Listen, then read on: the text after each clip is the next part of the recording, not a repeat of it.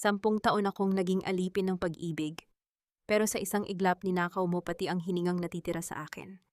Habang nagpapakasasa ka sa marangyang kasal sa Tagaytay, gamit ang perang pambuhay ko tinititigan ko ang kamatayan sa malamig na silid ng ospital. Akala nyo ba ay tapos na ako? Ngayon sisiguraduhin kong ang bawat sentimong ninakaw nyo ay babayaran nyo ng luha at kahihiyan. Sino nga ba ang tunay na nagpapakain sa inyo? Babe, don't worry. Nakuha ko na yung pera. Bibilin ko na yung 2-carat diamond ring na gusto mo para sa kasal natin sa Tagaytay. At wag mo nang isipin yung asawa kong pabigat. Malala na ang sakit nun, sana nga hindi na siya magising sa operasyon bukas para tapos na ang problema natin. Naroon si Nerina sa likod ng nakaawang na pinto ng kanilang silid. Mahigpit ang pagkakakapit ng kanyang mga nanginginig na daliri sa bagong plansang suit na gagamitin sana ni Renato para sa sinasabi nitong napakahalagang business trip. Bawat salitang lumabas sa bibig ng lalaking pinagsilbihan niya ng buong katapatan sa loob ng 10 taon ay tila isang kalawanging patalim na unti-unting ibinabaon sa kanyang lalamunan. Ang matinding kirot sa kanyang tiyan na dala ng kanyang malalang karamdaman ay tila nawalan ng saysay kung ikukumpara sa hapdi ng katotohanang sumampal sa kanyang pagkatao. Bumangon ang isang mapait na lasa mula sa kanyang sikmura patungo sa kanyang bibig. Nanlamig ang kanyang mga paa at tila nawalan ng buto ang kanyang mga tuhod. Sa loob ng isang dekada, ibinaon niya ang sarili sa pagiging isang tahimik na may bahay. Piniling itago ang kanyang tunay na pagkatao upang masigurong hindi masisira ang pride ng kanyang asawa. Ibinuhos niya ang kanyang oras, ang kanyang lihim na yaman, at ang kanyang kalusugan para itaguyod ang pamilyang ito. Ngunit ang kapalit ng kanyang pagkamartir ay isang hiling na sana ay mamatay na siya sa operating table. Isang mabigat na paghinga ang nakawala sa mga labi ni Renato kasabay ng pagbaba nito ng telepono. Pagharap nito sa pinto, nagtama ang kanilang mga paningin. Walang bakas ng gulat o pagsisisi sa mukha ng lalaki. Sa halip, kumunot ang noo nito at tiningnan siya mula ulo hanggang paa nang may halong pandidiri. Ano't nakatayo ka dyan na parang tuod? Nakikinig ka ba sa usapan ko sa telepono? Tanong ni Renato malamig at walang pakialam. Gustong sumigaw ni Nerina. Gusto niyang ibato sa mukha nito ang plansadong damit na hawak niya. Ngunit bago pa man siya makapagsalita, isang matalim na boses ang umalingaw-ngaw mula sa pasilyo. Nerina, Diyos ko naman, tanghali na, nasaan na ang sabaw ko? May sakit ka lang, nag-iinarte ka na. Paano na kami kung puro kadaing sa buhay? Tandaan mo, wala kang silbi dito sa bahay, kundi ang magluto at maglinis, dahil palamunin ka lang ng anak ko. Bumigat ang mga hakbang ni Doña Remedios. Patungo sa kanila, ang mukha ay nakakunot sa matinding inis. Ang mga alahas na suot ng matanda na kumikinang sa ilalim ng ilaw ay binili lahat mula sa lihim na pondo ni Nerina na ipinadaan niya kay Renato para magmukhang matagumpay ang lalaki. Mahayaan mo na yan. Puro sakit sa katawan ang inatupag niyan kesa asikasuhin ang asawa niya, tata. Sabat ni Renato habang kinukuha ng marahas ang suit mula sa mga kamay ni Nerina. Kaya ako napipilitang magtrabaho ng doble at mag-out of town para lang may ipambayad sa ospital mo bukas. Pasalamat ka at hindi kita iniiwan kahit wala ka ng pakinabang. Walang luhang pumatak mula sa mga mata ni Nerina. Ang sakit ay umabot na sa puntong naging manhid ang kanyang pandama. Ang lalaking nasa harap niya ay hindi na ang lalaking pinangakuan niya ng walang hanggang pag-ibig. Isa itong estranghero na nagbabalat kayo bilang asawa. Dinukot ni Renato ang isang folder mula sa kanyang bag at inihagis ito sa ibabaw ng kama. Pirmahan mo iyan bago ka umalis papuntang ospital. Insurance papers yan. Kailangan ng authorization ko sakaling may mangyari sa iyo bukas, para kahit paano may maiwan kang pakinabang sa amin ni Mama pagkawala mo.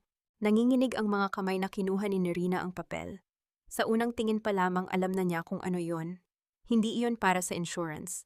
Isa itong special power of attorney na nagbibigay kay Renato ng buong karapatan sa kanyang maliit na bank account na alam nitong pag-aari niya. Gusto nitong simutin pati ang kahuli-hulihang sentimo na meron siya bago pa man siya ipasok sa operating room. Hindi mo ba ako sasamahan sa ospital, Renato? Baka hindi na ako magising bukas. Mahinang tanong ni Nerina, ang boses ay basag at hirap na hirap ilabas. Sinubukan niyang maghanap ng kahit isang patak ng awa sa mga mata ng asawa. Ngumisi si Renato, isang ngiting punong-puno ng pagkainip. Oh, please Nerina, stop the drama. May malaking kliyente akong kikitain sa Tagaytay. Sila ang magbibigay ng pera para sa kumpanya. Kung uupo lang ako sa tabi ng kama mo, may kakainin ba tayo? Maging practical ka nga. Mag-taxi ka na lang papuntang ospital. Walang pag-aalinlangang tinalikuran siya ni Renato bitbit, ang bagahe na naglalaman ng mga damit para sa kasal nito sa ibang babae. Ang mabigat na paglapat ng pinto sa hamba ay tila hudyat ng pagkasara ng huling pinto ng pag-asa sa puso ni Nerina. Naiwan siyang nakatayo mag-isa habang patuloy na bumubusina ang walang katapusang panlalait ni Doña Remedios mula sa sala. Unti-unting bumagsak ang mga tuhod ni Nerina sa malamig na sahig. Napahawak siya sa kanyang tiyan habang ang matinding sakit ay tila pilit na pinupunit ang kanyang lamang loob. Wala siyang inilabas na hikbi. Ang kanyang mga luha ay natuyo bago pa man bumagsak na palitan ng isang nakakapasong init sa kanyang dibdib. Tinitigan niya ang dokumentong pilit na pinapirma sa kanya. Kinuha niya ang isang bolpen mula sa mesa. Sa halip na pangalan niya ang isulat, madiin niyang ginuhitan ng ekis ang buong pahina hanggang sa mapunit ang papel. Kinaladkad niya ang kanyang sarili palabas ng bahay. Walang sino mang tumulong o nag-alok ng kamay upang alalayan siya. Bawat hakbang palayo sa mansyong iyon ay tila paghakbang sa ibabaw ng nagbabagang uling. Hanggang sa makarating siya sa loob ng isang madilim at malamig na taxi na natili siyang tuwid ang upo nakatingin sa kawalan. Pagdating sa ospital, sinalubong siya ng puting kisame at nakakabinging katahimikan ng ward. Habang ikinakabit sa kanyang mga ugat ang mga karayom para sa swero, ramdam niya ang paglamig ng kanyang katawan. Bukas ng umaga bubuksan ang kanyang tiyan upang alisin ang sakit na sumisira sa kanyang katawan. Ngunit paano ang sakit na sumira sa kanyang kaluluwa? Nakatingin si Nerina sa bintana ng ospital, pinagmamasdan ang nag-uunahang mga ulap sa kalangitan ng Maynila. Kung mamatay siya sa mesa ng operasyon, panalo ang mga taong umabuso sa kanya. Ipagdiriwang nila ang kanyang pagkawala gamit ang kanyang sariling pera. Sa kabilang banda napapikit siya ng mariin. Unti-unting nagbago ang ihip ng hangin sa kanyang isipan. Ang dating Nerina na mahina mapagbigay at sunod-sunuran ay tila tuluyan ng nilamon ng dilim sa loob ng silid na yon. Ang babaeng naroon ay isang kaluluwang sugatan na handang bumangon mula sa sarili nitong mga abo. Kung mabubuhay ako bukas, tama bang hayaan ko silang magpakasasa sa pawis at dugo ko habang itinuturing nila akong basura? Ma'am Nerina, pasensya na po talaga pero 3 beses na po naming sinubukan iswipe ang card nyo. Decline po. Insufficient funds daw po, Nag-aalangang wika ng nurse habang inilalapag ang resibo at ang asul na credit card sa ibabaw ng malamig na bakal na mesa. Tila tumigil ang pag-ikot ng mundo ni Nerina. Sa kabila ng matinding kirot sa kanyang tiyan na parang pinipilipit ang kanyang mga laman, pilit niyang inabot ang kanyang cellphone gamit ang nanginginig na mga daliri. Binuksan niya ang kanyang mobile banking app. Bumilis ang kabog ng kanyang dibdib, umaasang nagkamali lamang ang sistema ng ospital. Ngunit nang lumitaw ang mga numero sa screen, gumuho ang huling haligi ng kanyang pag-asa. Zero balance. Ang 5 milyong piso na matagal niyang inipon at itinago para sa mismong operasyon na magliligtas sa kanyang buhay ay simot na simot. Ang huling transaksyon ay ginawa lamang 2 oras ang nakalipas, isang malaking withdrawal patungo sa personal na account ni Renato. Ang joint access na ibinigay niya sa asawa bilang patunay ng kanyang buong pagtitiwala ay ang mismong sandatang ginamit nito upang tanggalan siya ng karapatang mabuhay. Ipinagpalit ng lalaking pinangakuan niya ng buhay ang kanyang kaligtasan para sa sarili nitong kaligayahan. Sa isang kumpas ng daliri, ninakaw ang kanyang kinabukasan. Sa kabilang dako ng lungsod, sa isang marangya at eksklusibong bridal boutique, sa malamig na bundok ng Tagaytay, ang parehong kumpas ng kamay ay nag-abot ng isang kumikinang na platinum card sa kaha. Nakangiti si Carmela habang pinagmamasdan ang sarili sa isang malaking salamin, suot ang isang sikat na designer wedding gown na nababalot ng mga diamante at maselan na puntas. Ang bawat hakbang niya ay tila nagpapamukha sa mundo na siya ang reyna ng araw na iyon. Make sure to include the Swarovski veil and the custom stilettos. Wala namang pakialam si Renato sa presyo. Pera lang naman ito ng matandang asawa niya na mamamatay na bukas. Matinis at puno ng pagmamalaking sabi ni Carmela sa sales lady. Ang tono ay may halong pangungutya, na tila ba ang buhay ng ibang tao ay isang nakakatawang biro lamang. Mabuti nga't nagamit pa sa makabuluhang bagay ang ipon ng babaeng iyon bago siya tuluyang maging abo. Bumalik ang malamig na katotohanan sa loob ng ward ng ospital. Pilit na kinagat ni Nerina ang kanyang ibabang labi upang pigilan ang pag-alpas ng isang hikbi. Nag-uusap na ang mga kawani ng ospital kung ilalabas na lamang ba siya sa emergency room dahil sa patakaran nilang kailangan muna ng deposito bago ang malakihang operasyon. Handa na siyang ipikit ang kanyang mga mata at hayaan ang kamatayan na angkinin ang kanyang pagod na katawan nang biglang may isang malaking anino ang tumakip sa ilaw na tumatama sa kanyang mukha. Isang lalaking nakasuot ng madilim at mamahaling pormal na kasuotan ang tahimik na pumasok sa silid. Ang kanyang tindig ay nag-uumapaw ng awtoridad na nagpatahimik sa mga nag-aalanganing nurse. Si Attorney Leandro Valderrama, ang punong tagapagtanggol at pinagkakatiwalaang tagapamahala ng yaman ng pamilyang Villarreal. Walang anumang salitang lumabas sa kanyang bibig nang ibagsak niya ang isang itim na metal card sa ibabaw ng clipboard ng nurse. Bayad na ang lahat ng kailangan para sa operasyon niya, pati na ang pinakamahal na private suite sa buong ospital na ito pagkatapos ng kanyang recovery. Walang sino man ang pwedeng magkait ng lunas sa nag-iisang tagapagmana ng pamilya Villarreal. Matigas at formal na pautos ni Leandro ang boses ay nagtataglay ng kapangyarihang hindi maaaring suwayin. Nang makalabas ang mga naguguluhang kawani, upang asikasuhin ang bayarin, dahan-dahang lumapit si Leandro sa gilid ng kama. Yumuko ito ng bahagya, isang tanda ng malalim na paggalang sa babaeng matagal na niyang pinoprotektahan mula sa malayo. Senyorita, oras na para gumising mula sa matagal ninyong pagtulog.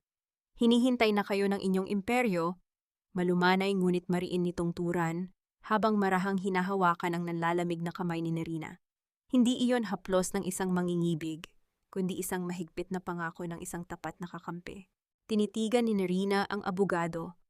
Ang kanyang mga mata na kanina ay puno ng kawalan ng pag-asa, ay dahan-dahang nag-apoy ng isang bagong determinasyon. Sisiguraduhin kong babayaran nila ito, Leandro. Ang bawat luhang pinatak nila sa akin, sisingilin ko ng dugo. Hindi na siya nakapagsalita pa nang bumalik ang mga doktor kasama ang mga stretcher. Inilipat siya patungo sa malamig na pasilyo ng operating room. Tila mabilis na nagdaan ang mga puting ilaw sa kisam. Ang amoy ng malalakas na gamot ay unti-unting pumuno sa kanyang ilong. Ipinatong sa kanyang mukha ang isang maskara at ang huling naramdaman niya ay ang pagpasok ng matapang na gamot na pampatulog sa kanyang mga ugat. Habang unti-unting naglalaho ang liwanag at kinakain siya ng kadiliman, ang paulit-ulit at pantay na tunog ng makina na nagbabantay sa kanyang puso ay umalingaw-ngaw sa tahimik na silid. Bawat pintig ay tila pag-asa na mabubuhay siya para sa paghihiganti. Ngunit sa kalagitnaan ng operasyon, ang panakanakang tunog ay biglang bumilis, naging magulo hanggang sa mauwi sa isang mahaba at walang patid na alingaw-ngaw. Nagkagulo ang mga doktor. Ang makina ay nagpapakita ng isang tuwid na linya, hudyat na ang pusong pinaglaruan at sinaktan ng labis ay tuluyan ng sumuko.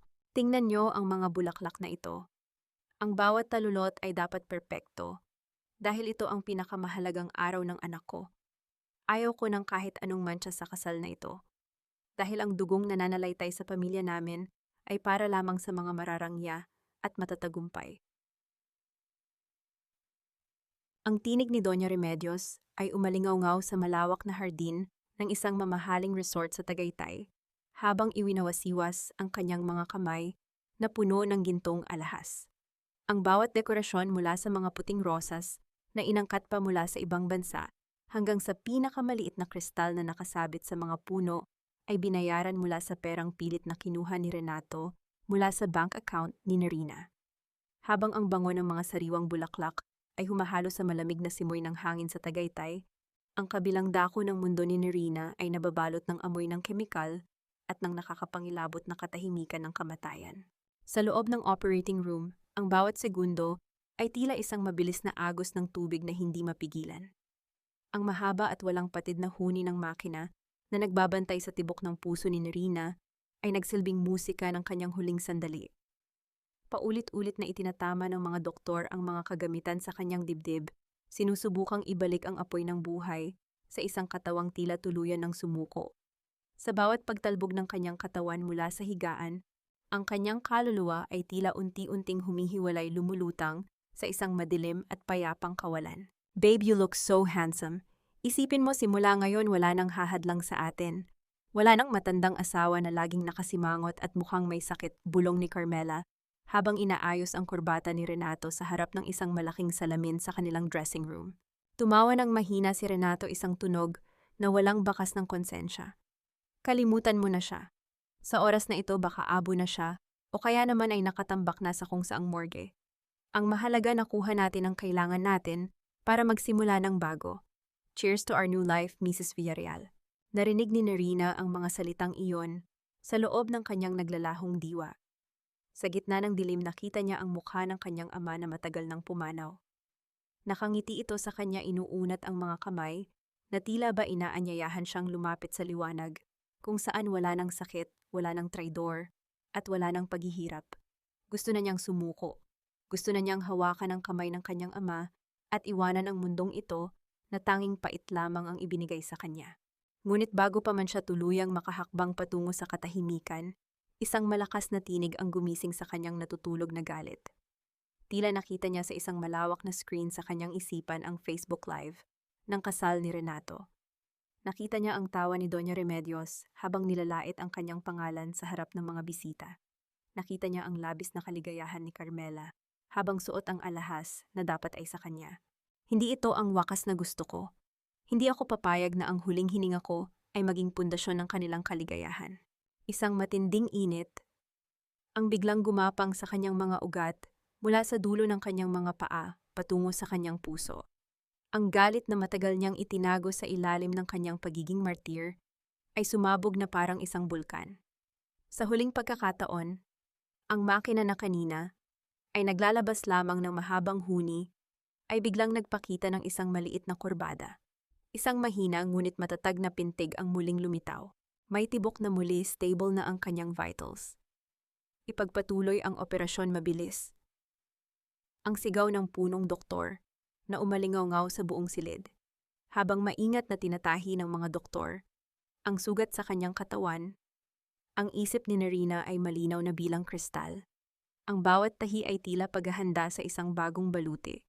Ang bawat patak ng dugo na dumaan sa kanyang mga ugat ay puno ng lason ng paghihiganti. Samantala sa Tagaytay, biglang umihip ang isang napakalakas at malamig na hangin na naging sanhi ng pagtumba ng malaking arko ng mga bulaklak sa harap ni Renato at Carmela.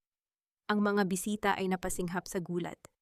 Tila isang masamang pangitain ang bumalot sa masayang seremonya. Habang pinupulot ni Renato ang mga nadurog na rosas, hindi niya alam na sa isang malayong ospital, ang babaeng akala niya ay tapos na ay muling nagmulat ng kanyang mga mata. Ang mga mata ni Nerina ay hindi na puno ng luha. Wala na ang kislap ng pag-ibig na dati ay nagpapatakbo sa kanyang buhay. Ang tanging makikita na lamang sa kanyang mga balintataw ay ang malamig at madilim na anino ng isang babaeng namatay na sa sakit upang isilang ang isang reynang handang maningil sa lahat ng nang-api sa kanya. Nerina to. Mahinang tawag ni Leandro nang mapansin niyang gumalaw ang mga daliri ng babae. Dahan-dahang iginalaw ni Nerina ang kanyang tuyong labi, tila may gustong sabihin, ngunit walang boses na lumalabas. Inilapit ni Leandro ang kanyang pandinig sa bibig ni Nerina. Ihanda ang lahat, bulong ni Nerina. Ang bawat salita ay may dalang bigat ng isang sumpang hindi mababali. Gusto ko silang makitang gumapang sa lupa. Sino ang mag-aakala na ang babaeng itinuring ninyong basahan ang siya palang nagpapalamon sa inyo sa loob ng 10 taon? Ang boses ni Leandro ay tila isang malamig na hampas ng hangin sa loob ng tahimik na silid ng ICU. Nakaupo siya sa tabi ng higaan ni Nerina. Hawak ang isang makapal na folder na naglalaman ng mga dokumentong legal na matagal nang nakatago sa ilalim ng pangalang Villarreal Transport Group. Sa loob ng silid, ang tanging maririnig ay ang mahina at pantay na paghinga ni Nerina at ang banayad na daloy ng gamot sa kanyang mga ugat. Sa labas ng bintana, ang mga bituin sa kalangitan ng Maynila ay tila mga saksi sa isang lihim na nagbabantay sa kanyang muling pagsilang. Dahan-dahang iminulat ni Nerina ang kanyang mga mata. Bawat paggalaw ng kanyang talukap ay tila may kasamang bigat ng 1,000 tonelada. Tumingin siya sa puting kisame at sa bawat segundo ng kanyang paggising, bumabalik ang bawat alaala ng panlalait ni Renato at Doña Remedios. Ang sakit ng hiwa sa kanyang tiyan ay hindi mapapantayan, ang lalim ng sugat sa kanyang dangal. Inabot niya ang kamay ni Leandro, ang kanyang mga daliri ay tila mga tuyong sanga na humahawak sa huling pag-asa. At isabihin mo sa akin ang totoo. Magkano pa ang natitira sa kanila? Paos na tanong ni Nerina, ang boses ay tila isang kalansing ng mga tuyong dahon. Bumuntong hininga si Leandro at binuksan ang folder. Wala na, Nerina. Simot na ang lahat ng accounts na nasa pangalan mo.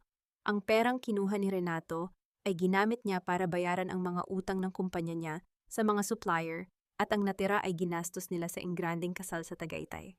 Akala niya ay sapat na iyon para isalba ang kumpanya niya. Hindi niya alam na ang kumpanyang ipinagmamalaki niya ay isang malaking butas na ikaw lang ang nagtatakip sa loob ng 10 taon. Isang mapait na ngiti ang gumuhit sa mga labi ni Nerina.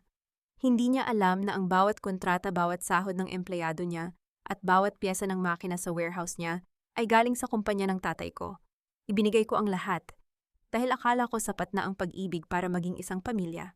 Ngunit hindi sapat ang pag-ibig para sa mga taong ang sinasamba ay pera at kapangyarihan, mariing dagdag ni Leandro. Inilabas niya ang isang tablet at ipinakita kay Nerina ang mga larawang kumakalat sa social media. Naroon si Renato nakangiti habang isinusuot ang singsing kay Carmela. Ang bawat pixels ng larawang iyon ay tila mga karayom na tumutusok sa mga mata ni Nerina. Habang nakikipaglaban ka sa kamatayan, ipinagdiriwang nila ang iyong pagkawala. Inihanda na rin nila ang mga papeles para ideklara kang pumanaw na upang makuha ang iba mo pang mga ari-arian. Naramdaman ni Nerina ang panunuyo ng kanyang lalamunan, ngunit ang kanyang puso ay nagsisimula ng tumigas na parang diamante. Ang bawat luhang pilit na gustong kumawala sa kanyang mga mata ay naging isang malamig na apoy ng determinasyon. Hindi siya iiyak para sa isang lalaking ang pag-ibig ay kasing babaw ng putik sa kalsada. Ilabas mo ang lahat ng dokumento, Leandro. Utos ni Nerina, ang boses ay wala na ang panginginig. Ang kanyang paningin ay nakatuon sa malayo, tila nakikita na ang pagguho ng toring itinayo ng kanyang mga kaaway. Ipatigil mo ang lahat ng back-end support sa kumpanya ni Renato. Bawiin mo ang lahat ng mga kagamitang nakapangalan sa akin. At ang mansyong tinitirhan nila ngayon, siguraduhin mong malalaman nila na ang bawat ladrilyo niyon ay pag-aari ko. Handa na ang lahat, Nerina. Hinihintay ko na lamang ang iyong hudyat. Sagot ni Leandro, ang mga mata ay nagpapakita ng labis na paghanga sa tatag ng babaeng nasa harap niya. Hindi ko sila papatayin sa isang iglap, bulong ni Nerina. Ang kanyang mga mata ay nanlilisik sa ilalim ng malamig na ilaw ng ospital. Gusto ko silang makitang unti-unting nawawala ng hininga habang kinukuha ko ang lahat ng bagay na akala nila ay kanila. Gusto ko silang makitang magmakaawa sa harap ng taong tinawag nilang walang pakinabang. Inabot ni Nerina ang panulat na inaalok ni Leandro. Sa kabila ng panghihina ng kanyang katawan, madiin niyang nilagdaan ang bawat pahina ng mga legal na dokumentong magpapabagsak sa buong mundo ni Renato. Ang bawat pirma ay tila isang selyo ng sumpa, isang hudyat, ng digmaang hindi niya sisimulan gamit ang dahas, kundi gamit ang katotohanan. Habang unti-unting lumulubog ang gabi at papalapit ang bukang liwayway na kahiga si Nerina sa kanyang kama, ang kanyang isipan ay puno ng mga plano at estratehiya. Alam niyang mahaba pa ang proseso ng kanyang paggaling, ngunit ang bawat pintig ng kanyang puso ay tila isang tambol na naghahanda para sa isang malaking labanan. Anong mukha kaya ang ipapakita mo, Renato, kapag nalaman mong ang babaeng hinayaan mong mamatay ay siya palang may-ari ng mundong kinatatayuan mo? Huwag mong kalimutan, Nerina. Ang tunay na yaman ay hindi nasusukat sa kislap ng ginto sa iyong leeg, kundi sa katapatan ng mga taong nasa paligid mo. Manatili kang mapagkumbaba dahil doon mo matatagpuan ang pusong karapat-dapat sa iyo. Ang tinig ng kanyang ama, si Don Vicente Villarreal, ay tila isang malungkot na himig na naglalakbay sa kanyang alaala. 10 taon na ang nakalilipas nang ibigay nito ang payong iyon bago pumanaw. Sinunod iyon ni Nerina. Itinago niya ang kanyang marangyang pinagmulan, ang kanyang bilyong pisong mana at ang kanyang pangalan. Namuhay siya bilang isang ordinaryong babae upang mahanap ang lalaking mamahalin siya nang dahil sa kung sino siya at hindi dahil sa kung anong meron siya. Ngunit ang kapakumbabaang itinanim ng kanyang ama ay naging isang matalim na tinik na sumira sa kanyang buhay. Ang katahimikang pinili niya ay naging pagkakataon para sa mga buwayang tulad ni Renato na lamunin siya ng buo. Sa loob ng isang eksklusibong presidential suite sa Manila Hotel, nakaupo si Narina sa isang marangyang silya na gawa sa velvet. Malayo na ang kanyang hitsura mula sa babaeng namumutla at duguan sa ICU. Bagamat may bakas pa ng pagkapagod sa kanyang mukha, ang kanyang suot na sutlang robe at ang maayos na pagkakaayos ng kanyang buhok ay nagbibigay sa kanya ng aura ng isang reynang nagbabalik sa kanyang trono. Sa harap niya nakatayo si Leandro, bitbit ng isang tablet na nagpapakita ng real-time na impormasyon tungkol sa bawat sentimong dumadaloy sa mga account ni Renato. Senyorita, lahat ng supplementary cards na ibinigay niyo kay Renato at sa kanyang ina ay nakalink pa rin sa inyong main trust fund account. Sa loob ng 10 taon, hindi nila namalayan na ang bawat luho nila ay direktang binabayaran ng Villarreal Group sa pamamagitan ng iyong personal na lagda. Paliwanag ni Leandro, ang boses ay puno ng formalidad.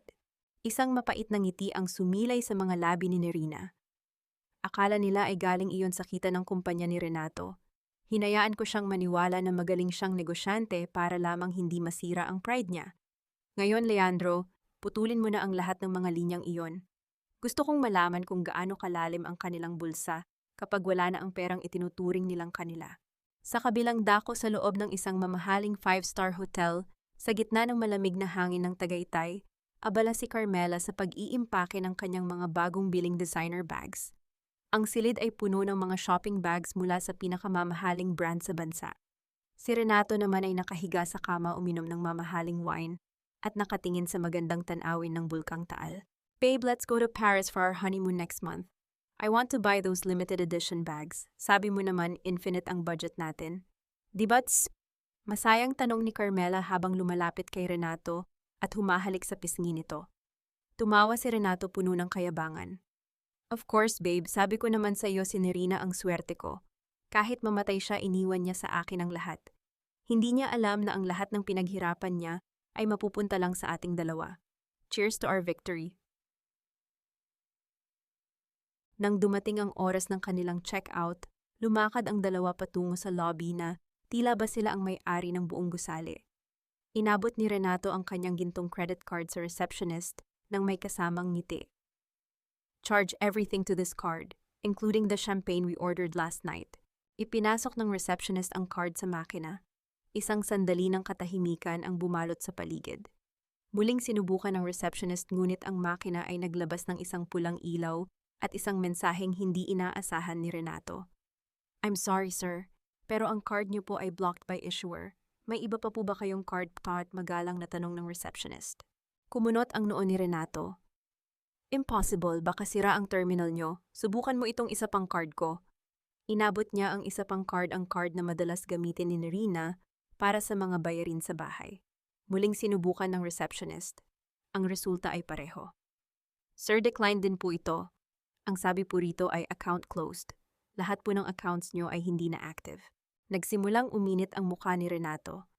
Ang mga bisitang nasa lobby ay nagsimula ng magbulungan habang nakatingin sa kanila. Si Carmela naman ay nagsimulang mabalisa, mahigpit na hawak ang kanyang Hermes bag. Ano ba, Renato, sabi mo unlimited ang pera natin? Bakit nagkakaganyan? Pabulong na bulyaw ni Carmela, ang kanyang mukha ay namumula sa kahihiyan. Wait, let me call the bank. Baka may error lang sa system nila. Pasigaw na sabi ni Renato. Sinusubukang isalba ang kanyang natitirang dangal sa harap ng maraming tao.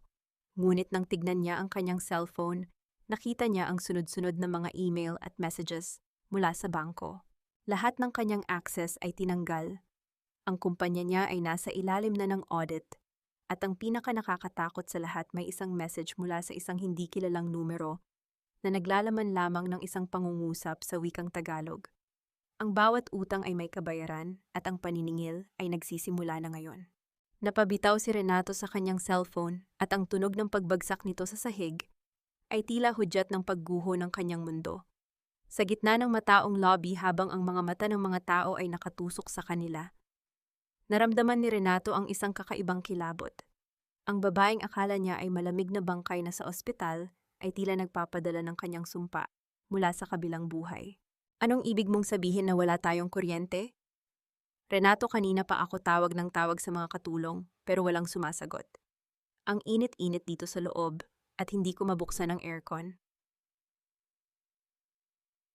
Ang matinis na boses ni Doña Remedios ay umalingaw-ngaw sa madilim na pasilyo ng kanilang mansyon. Nakatayo siya sa gitna ng malawak na sala, hawak ang isang mamahaling abaniko na walang saysay na ikinakaway sa kanyang mukha. Ang tanging liwanag sa loob ng bahay ay nagmumula sa mga kandilang itinirik sa ibabaw ng mamahaling mesa na nagbibigay ng mga nakakatakot na anino sa mga dingding. Kakarating lang ni Renato at Carmela mula sa Tagaytay Pagod at punong-puno ng galit dahil sa nangyaring kahihiyan sa hotel. Ang malakas na pagbagsak ng mga maleta ni Renato sa sahig ay tila isang hudyat ng mas malaki pang problema. Ang kanyang mukha ay basang-basa ng pawis at ang kanyang mga mata ay nanlilisik sa inis habang tinitingnan ng kanyang ina. Matumigil ka na muna, problema sa bangko, problema sa hotel, at ngayon pati kuryente. I can't think straight, bulyaw ni Renato habang hinahagis ang kanyang suit jacket sa sofa. At nasaan na ba yung mga katulong? Bakit pati sila nawawala? Umalis na silang lahat, Renato. Sabi nila hindi mo raw sila binayaran noong nakaraang buwan. At ang sabi pa nung head guard, may tumawag daw sa agency at pinapauwi na sila dahil wala na raw ang may-ari ng bahay na ito. Sagot ni Doña Remedios. Ang boses ay nagsisimulang manginig sa takot. Anong nangyayari? Akala ko ba ay maayos na ang lahat dahil mawawala na si Nerina? Napatigil si Renato. Isang malamig na kilabot ang gumapang sa kanyang likuran. Sa gitna ng kadiliman, tila nararamdaman niya ang presensya ng kanyang asawa sa bawat sulok ng bahay. Ang mansyong ito na itinuring niyang kuta ng kanyang kapangyarihan ay tila biglang naging isang banyaga at mapanganib na lugar. Huwag mong sabihin na pati itong bahay ay... Hindi natapos ni Carmela ang kanyang sasabihin nang biglang may marinig silang sunod-sunod na malalakas na katok sa pintuan.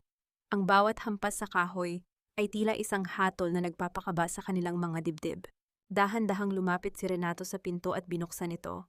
Sa labas tumambad ang isang lalaking naka-uniforme, hawak ang isang folder at may kasamang dalawang lalaking tila mga kargador. Isang puting sasakyan na may logo ng Villarreal Transport Group ang nakaparada sa tapat ng kanilang gate. Ang mga ilaw nito ay tumatama sa mukha ni Renato. Magandang gabi po. Ako si Mr. Santos mula sa Legal Department ng Villarreal Group. Narito po kami upang isilbi ang Notice of Eviction at Notice of Foreclosure sa ari-ariang ito, formal at walang emosyong pahayag ng lalaki. Ano eviction? Are you out of your mind? Akin ang bahay na ito. Pinaghirapan ko ito. Sigaw ni Renato, ang kanyang boses ay pumapaos sa desperasyon. Inabot ni Mr. Santos ang dokumento sa kanya. Ayon sa aming record ang lupa at ang gusaling ito ay nakapangalan sa ilalim ng Villarreal Trust. Ang inyong kumpanya, ang Renato Construction, ay nakagamit lamang nito bilang bahagi ng collateral sa mga utang na hindi ninyo nabayaran sa loob ng 5 taon. Ang huling pirma na nagbibigay ng karapatan sa aming bawiin ito ay nagmula sa tunay na may-ari ng fund, si Mrs. Nerina Villarreal. Tila binuhusan ng malamig na tubig si Doña Remedios. Nerina, paano patay na siya? Operasyon niya kahapon at walang nagbabantay sa kanya. Ang sabi po ng aming kliyente, buhay na buhay siya at handa nang bawiin ang lahat ng bagay na kinuha ninyo nang walang pahintulot, dagdag ni Mr. Santos habang sinenyasan ang mga kargador na pumasok sa loob. Mayroon po kayong 1 oras para kunin ang inyong mga personal na gamit. Lahat ng gamit sa loob ng bahay na ito, ang mga movables, ang mga alahas na nasa vault, at maging ang mga sasakyan sa garahe, ay mananatili rito bilang kabayaran sa inyong mga utang. Nagsimulang magkagulo sa loob ng mansyon. Si Carmela ay mabilis na tumakbo sa kwarto upang isalba ang kanyang mga bagong biling bags, habang si Doña Remedios ay humahagulgol at pilit na niyayakap ang kanyang mamahaling vase na gawa sa kristal. Si Renato naman ay naiwang nakatayo sa gitna ng sala, nakatingin sa dokumentong hawak niya. Sa bawat segundo na lumilipas ang bawat alaala ng kanyang panlalait kay Nerina, ay bumabalik sa kanya na parang isang sampal. Naalala niya kung paano niya tinawag na walang pakinabang ang babaeng naging pundasyon ng kanyang buhay. Naalala niya kung paano niya ito hinayaang mag-isa sa ospital. Sa kabilang dako sa loob ng kanyang silid sa Manila Hotel, nakatayo si Nerina sa tapat ng bintana, nakatingin sa mga ilaw ng lungsod. Hawak niya ang isang baso ng mainit na tsa at ang kanyang mga mata ay nananatiling kalmado sa gitna ng bagyong kanyang pinakawalan. Nagsisimula pa lang tayo, Renato. Bulong ni Nerina sa hangin. Gusto kong maranasan ninyo kung paano matulog sa ilalim ng langit na walang bubong at kung paano humingi ng awa sa mga taong tinapakan ninyo. Sa labas ng mansyon, nagsimulang ilabas ng mga kargador ang mga gamit na hindi kasama sa listahan. Ang ulan ay nagsimulang pumatak ng malakas, tila nakikiramay sa pagguho ng toreng buhangin ni Renato. Sa gitna ng dilim at basa ng ulan, tumunog ang cellphone ni Renato. Isang hindi kilalang numero ang tumatawag. Nang sagutin niya ito, tanging ang tunog ng isang mahaba at matatag na tibok ng puso ang kanyang narinig bago ito tuluyang namatay. Huwag mong kukunin iyan, galing iyan sa Europe o binili iyan ni Renato para sa akin. Ang basag na tinig ni Doña Remedios ay sumugat sa katahimikan ng gabi habang pilit niyang iniaagaw ang isang mamahaling florera mula sa kamay ng isa sa mga tauhan ng Villarreal Group. Ang kanyang mukha ay puno ng luha at pagkalitong hindi makapaniwala na ang kanyang marangyang buhay ay binabaklas sa harap ng kanyang mga mata. Ngunit ang tauhan ay nanatiling malamig at mahigpit na nakahawak sa florera. Pasensya na po ma'am, pero kasama po ito sa listahan ng mga ari-arian na kinumpiska. Ang lahat ng bagay na binili gamit ang pera mula sa Villarreal Trust ay pag-aari na muli ng kumpanya. Sa kabilang bahagi ng sala si Carmela ay pilit na sinisiksik sa kanyang mga maleta ang lahat ng designer clothes na kanyang makuha. Habang si Renato ay nakatayo pa rin sa gitna ng silid, tila isang rebulto na nawalan ng buhay. Ang ulan sa labas ay bumubuhos ng malakas at ang malamig na hangin na pumapasok mula sa nakabukas na pinto ay tila tumatagos sa kanyang mga buto. Kinuha ni Renato ang kanyang cellphone at muling sinubukang tawagan ang numero ng ospital kung saan iniwan niya si Nerina. Ang kanyang mga kamay ay nanginginig sa takot at galit. Ang mga linya ay nagriring lamang bago tuluyang maputol. Bawat patak ng segundo ay nagpapalalim sa balon ng kanyang desperasyon. Paanong ang isang asawang itinuring niyang mahina at mamamatay na ay nagagawang kontrolin ang kanyang buhay mula sa malayo? Biglang nag-ilaw ang kanyang cellphone. Isang video message ang pumasok. Ang nagpadala, ang multo ng iyong nakaraan. Kahit na nanginginig, pinindot ni Renato ang play button. Sa screen nakita niya ang sarili niyang opisina. Ngunit hindi siya ang nakaupo sa kanyang swivel chair, kundi si Leandro. Sa likod nito ay ang pamilyar na bulto ni Nerina, ngunit hindi na nakasuot ng lumang duster, kundi isang eleganteng itim na coat. Ang kanyang mukha ay kalmado, ngunit ang kanyang mga mata ay nag-aapoy. Magandang gabi, Renato. Ang boses ni Nerina sa video ay tila yelo na dumampi sa balat ng kanyang asawa. Nabalitaan kong nasa kalagitnaan kayo ng paglipat. Sana ay nagustuhan mo ang sorpresa ko sa inyong pag-uwi. Nerina, hayop ka, nasaan ka? Anong ginagawa mo sa pera ko? Sigaw ni Renato sa telepono na tila ba makakarinig ang video. Tila nabasa ni Nerina ang kanyang isipan dahil ang susunod nitong sinabi ay isang malamig na pangaasar. Iniisip mo siguro kung paano ako nakaligtas, no? Iniisip mo kung bakit hindi ako namatay at hinayaang makuha ninyo ang lahat. Sayang, Renato. Kung sinamahan mo sana ako sa ospital, baka nakita mo pa kung paano ko ibinuhos ang huling patak ng luha ko para sa iyo. Ngunit ngayon wala na. Ang natitira na lang ay ang listahan ng mga utang na babayaran mo hanggang sa huling hininga mo. Huminga ng malalim si Nerina bago magpatuloy. Pera mo walang naging iyo, Renato. Ang kumpanya mo, ang mansyon mo, ang mga sasakyan na ipinagmamalaki mo, lahat ng iyon ay pundasyon ko. At ngayon ginigiba ko na ang pundasyong iyon. Bukas ng umaga lahat ng mga kasosyo mo ay malalaman ang tungkol sa iyong mga panloloko at pandarambong sa aking kumpanya. Maghanda ka dahil ang impyernong ginawa mo para sa akin ay siya ring lalamon sa inyo. Namatay ang video. Naiwan si Renato na nakatitig sa itim na screen. Ang kanyang dibdib ay nagbabanta sa sobrang bilis ng tibok ng kanyang puso. Renato, anong ginagawa mo dyan? Pigilan mo sila. Kunin mo ang mga alahas ko sa vault. Umiiyak na utos ni Doña Remedios habang kinakaladkad palayo ng mga tauhan, ngunit hindi makagalaw si Renato. Ang kanyang mga mata ay nanatiling nakatitig sa pinto ng kanyang silid. Tila naririnig niya ang mga yabag ni Nerina noong siya ay buhay na alipin pa sa mansyong iyon. Naalala niya kung paano ito tahimik na nagliligpit ng kanyang mga damit at nagluluto ng kanyang paboritong ulam habang siya ay abala sa pakikipag-usap kay Carmela sa telepono. Ang lahat ng panloloko, ang lahat ng panggagamit ay tila bumabalik sa kanya na parang isang malakas na sampal. Sa loob ng 10 taon, inakala niyang siya ang nagkokontrol sa babaeng iyon. Ngunit ngayon, natanto niya na siya pala ang ginawang laruan ni Nerina, isang taong binigyan ng kapangyarihan at ngayon ay tinatanggalan ng lahat. Sa loob ng 1 oras, ang mansyon na puno ng kagamitan ay naging isang malamig at walang laman na kahon. Inihagis ng mga tauhan ang mga murang maleta ni Renato sa kalsada. Wala silang dalang sasakyan at ang malakas na ulan ay patuloy sa pagbuhos. Si Carmela, suot ang kanyang mamahaling damit na ngayon ay basang-basa na ng ulan, ay humahagulhol habang pilit na pinoprotektahan ang kanyang mga bag. Si Doña Remedios ay nakaupo sa malamig na semento nakatingala sa langit, patuloy na sumisigaw sa kawalan. Si Renato naman ay nakatayo sa gitna ng kalsada, walang payong, walang kanlungan. Ang kanyang mukha ay walang emosyon, ngunit sa loob niya ang takot ay unti-unting kumakain sa kanyang kaluluwa.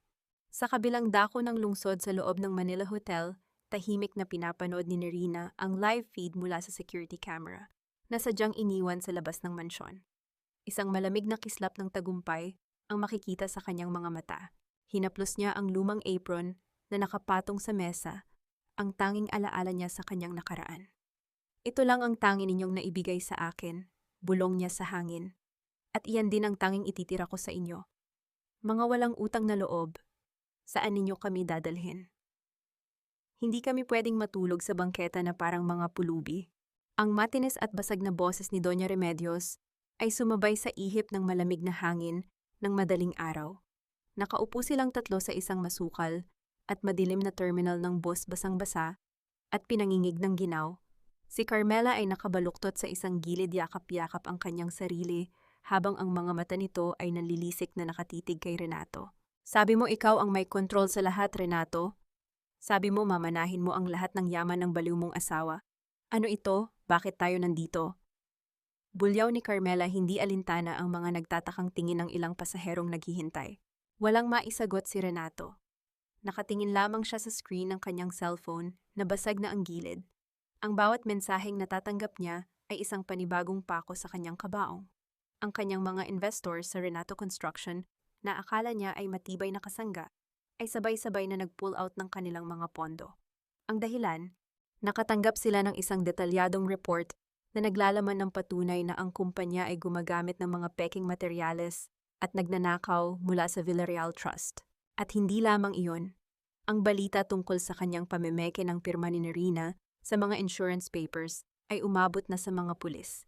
Ang lalaking dati ay tinitingala bilang isang respetadong negosyante ay ngayon isa na lamang pugante sa paningin ng batas. Kailangan nating magtago. Bulong ni Renato, ang kanyang boses ay nanginginig hindi lang dahil sa lamig, kundi dahil sa matinding takot. Hinahanap na ako ng mga pulis. Magtago saan? Wala tayong pera, hiyaw ni Doña Remedios. Ibenta mo iyang mga alahas ni Carmela para may makain tayo. Biglang nanlaki ang mga mata ni Carmela at hinawakan ng mahigpit ang kanyang bag. Hindi akin ito. Ako ang naghirap para makuha ang mga ito. Naghirap, wala kang ginawa kundi bumuka ka habang kinukurakot ng anak ko ang pera ng asawa niya. Ganti ng matanda ang kanyang mga kuko ay tila handa nang bumaon sa mukha ni Carmela. Habang nagtatalo ang dalawang babaeng sumira sa kanyang buhay, napapikit ng mariin si Renato. Ang kanyang utak ay tila sasabog. Sa loob lamang ng 24 na oras ang kanyang pangarap na buhay ay naging isang bangungot. At ang lahat ng ito ay gawa ng babaeng inakala niyang hindi marunong lumaban. Sa parehong sandali, ang mundo ng negosyo ay niyanig ng isang malakas na balita. Sa loob ng malawak at marangyang boardroom ng Villarreal Transport Group, ang lahat ng board of directors ay nakaupo ng tahimik. Wala silang imik habang pinapanood ang babaeng naglalakad papunta sa pinakaharap na upuan. Nakaayos ang buhok ni Nerina sa isang mahigpit at eleganteng bun. Suot niya ang isang puting power suit na sumasalamin sa kalinisan ng kanyang intensyon, ngunit ang kanyang mga mata ay kasing dilim ng gabi. Bawat hakbang niya ay puno ng awtoridad, isang patunay na ang reyna ay nagbabalik upang bawiin ang kanyang trono. Si Leandro ay nakatayo sa kanyang tabi, nagbabasa ng isang mahabang pahayag mula sa isang dokumento. Mga Ginoo, ipinapakilala ko sa inyo ang nag-iisang tagapagmana at ngayon ay ang bagong Chief Executive Officer ng Villarreal Group, Mrs. Nerina Villarreal. Nagsitayuan ang lahat at nagbigay pugay. Ang ilan ay may halong gulat dahil sa loob ng isang dekada, inakala nilang namumuhay sa ibang bansa ang tagapagmana at ipinaubaya kay Leandro ang lahat ng operasyon. Magsiupo kayo, malamig na utos ni Nerina. Ang kanyang boses ay tila isang utos mula sa kalangitan. Ngayong araw sisimulan natin ang paglilinis. Simula sa araw na ito ang Renato Construction ay hindi na bahagi ng ating mga kasosyo. Lahat ng koneksyon, lahat ng pondo na ibinibigay natin sa kanila ay agad na puputulin. Tumaas ang kamay ng isa sa mga matatandang direktor. Madam CEO, paano po ang mga proyektong nasimulan na nila? Malaking pera ang ipinuhunan natin doon. Nakangisi si Nerina, isang ngiting hindi umabot sa kanyang mga mata. Hayaan ninyong bumagsak ang mga proyektong iyon. Hayaan ninyong habulin siya ng kanyang sariling mga tauhan at mga kliyenteng niloko niya. Hindi tayo tutulong. Tayo ang maniningil. Sa terminal ng bus, isang pamilyar na kanta ang tumunog mula sa radyo ng isang kalapit na tindahan. Paboritong kanta iyon ni Nerina. Naalala ni Renato kung paano niya madalas marinig ang asawa na kinakanta ito habang naglalaban ang kanyang mga maruruming damit. Isang matinding kurot ng pagsisisi ang bumaon sa kanyang dibdib. Kung sana ay hindi niya ginawang alipin ang asawa. Kung sana ay nakita niya ang halaga nito hindi bilang isang ATM, kundi bilang isang kapareha. Ngunit ang lahat ay huli na. Ang huling kabanata ng kanyang kaligayahan ay naisulat na at ang susunod na pahina ay puro dugo at luha. Maya-maya isang patrol car ang huminto sa tapat ng terminal. 2 pulis ang lumabas at dahan-dahang lumapit sa direksyon ni Renato. Tila tumigil ang pag-ikot ng mundo ni Renato nang magtama ang paningin nila ng isa sa mga pulis. Renato Villarreal, may warrant of arrest ka para sa kasong estafa at falsification of public documents. Mariing sabi ng pulis habang nilalabas ang posas. Hindi kita kilala. Huwag mo akong idamay sa mga kaso mo. Renato, ikaw ang gumawa ng lahat ng iyan. Huwag kang mangadamay.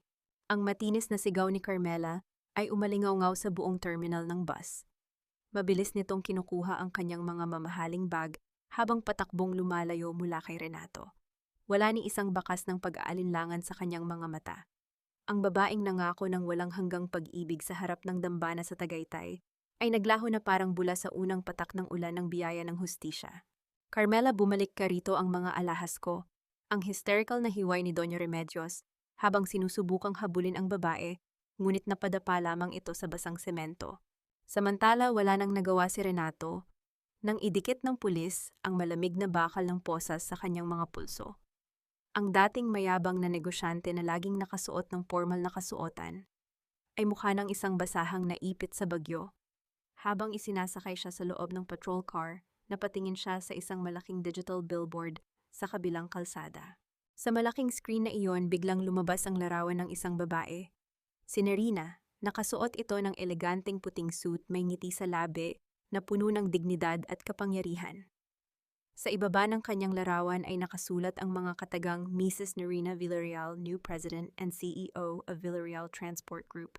Tila binuhusan ng kumukulong tubig ang utak ni Renato.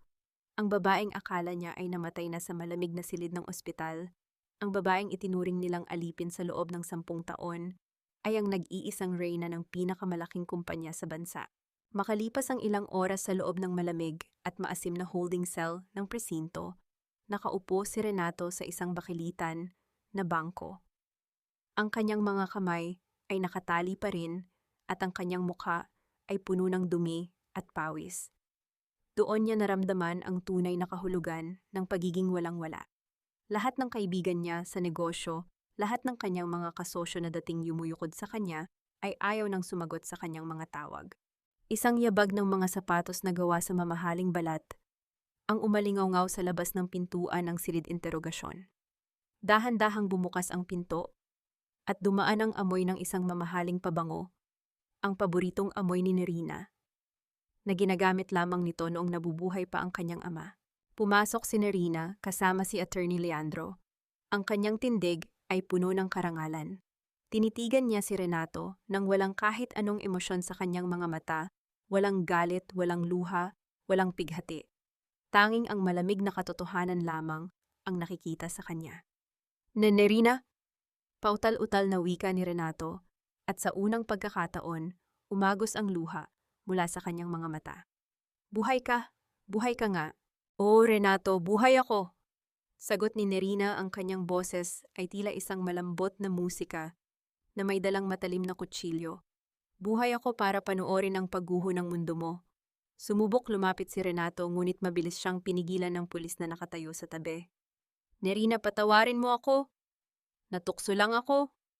Si Carmela ang may kasalanan ng lahat. Siya ang nag-udyok sa akin na kunin ang pera mo. Patawarin mo ako, bumalik ka na sa akin, magsimula tayo ulit. Isang mahinang tawa ang kumawala sa mga labi ni Nerina. Isang tawang puno ng panguuyam. Magsimula ulit, Renato, sa loob ng 10 taon. Ibinigay ko sa iyo ang buhay ko. Ipinagpalit ko ang korona ko para maging kasambahay mo. Ipinagbili ko ang sarili kong dangal para lang maramdaman mo na ikaw ang lalaki sa bahay. At ano ang ginawa mo? Ninakaw mo pati ang perang pambili ng buhay ko habang nakahiga ako sa mesa ng operasyon. Yumuko si Renato at lumuhod sa malamig na semento, pilit na iniaabot ang kanyang mga kamay na nakaposas patungo sa mga sapatos ni Nerina. Nerina, pakiusap. Tulungan mo ako. Ayaw kong makulong. Isipin mo ang pamilya natin. Isipin mo ang mama. Inilayo ni Nerina ang kanyang paa bago pa man ito mabait ng kamay ni Renato. Ang mama mo ang mamang ginawa akong alila. Ang mamang tinawag akong walang pakinabang habang kinakain niya ang pagkaing galing sa pera ko. Huwag kang mag-alala, Renato. Hindi ko siya papabayaan. Bibigyan ko siya ng maliit na kwarto sa probinsya doon sa malayo para maranasan niya kung paano mabuhay ng walang mga alahas na galing sa pagnanakaw. Nerina, parang awa mo na. Pagmamakaawa ni Renato, ang kanyang mukha ay nakalapat na sa semento, basang-basa ng sarili niyang luha at dumi. Tumingin si Nerina kay Leandro at tumango. Inilabas ni Leandro ang isang makapal na folder.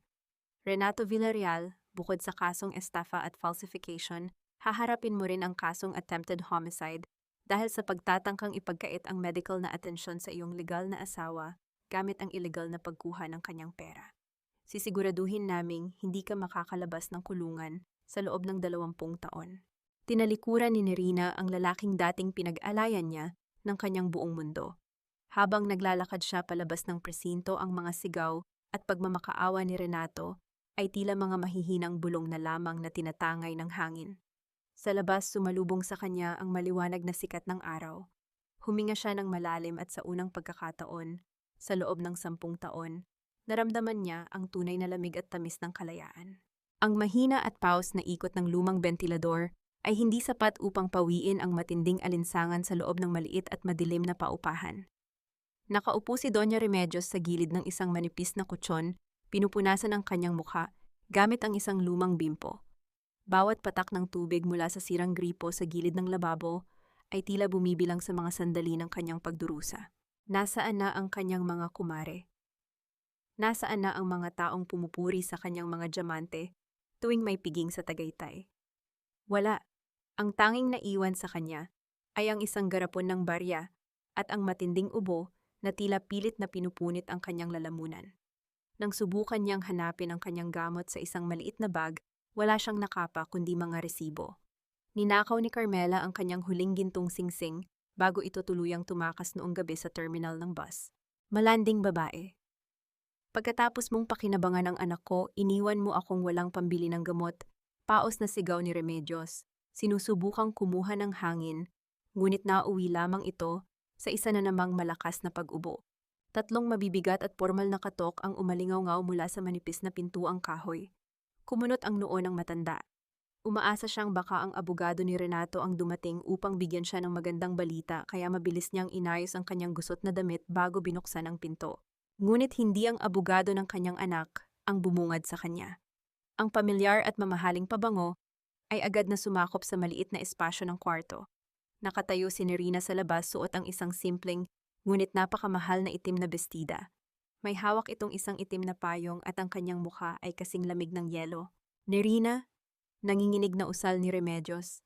Agad na nagbago ang anyo ng matanda. Mula sa pagiging mapagmataas ang kanyang mukha, ay naging maamo at puno ng pagmamakaawa. Anak, alam kong buhay ka. Salamat sa Diyos at ligtas ka. Patawarin mo na kami ni Renato. Nagkamali lang ang asawa mo dahil sa pangkukulam ng babaeng iyon. Alam kong may mabuti kang puso ni Rina. Baka naman pwede mo akong ilipat sa mas maayos na bahay. May sakit ang mama, hindi ko kaya ang ganitong buhay. Tinitigan lamang siya ni Nerina. Sa isang iglap na alala ni Nerina ang mga panahong hinuhugasan niya ang mga mamahaling kristal na baso ng matanda habang nilalait ang kanyang pagkatao.